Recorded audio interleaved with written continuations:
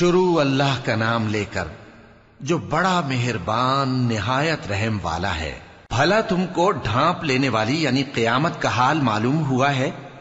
اس روز بہت سے چہرے یعنی لوگ ذلیل ہوں گے، سخت محنت کرنے والے تھکے ماندے دہکتی آگ میں داخل ہوں گے۔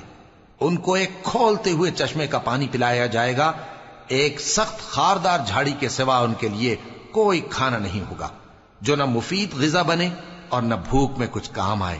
بہت سے چہرے یعنی لوگ اس روز شادماں بھی ہوں گے، اپنی محنت کے بدلے پر خوش، بہشت بری میں وہاں کسی طرح کی لغو بات نہیں سنیں گے، اس میں چشمے بہ رہے ہوں گے، وہاں تخت ہوں گے اونچے اونچے اور کٹورے قرینے سے رکھے ہوئے اور گاؤ تکیے قطار کی قطار لگے ہوئے اور نفیس مسندیں جگہ جگہ بچھی ہوئی۔ تو کیا یہ لوگ اونٹوں کی طرف نہیں دیکھتے کہ کیسے عجیب پیدا کیے گئے ہیں، اور آسمان کی طرف کہ کیسا بلند کیا گیا ہے، اور پہاڑوں کی طرف کہ کس طرح کھڑے کیے گئے ہیں، اور زمین کی طرف کہ کس طرح بچھائی گئی؟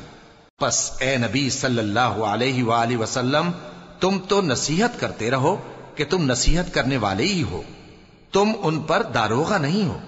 ہاں، جس نے منہ پھیرا اور نہ مانا تو اللہ اس کو بہت بڑا عذاب دے گا۔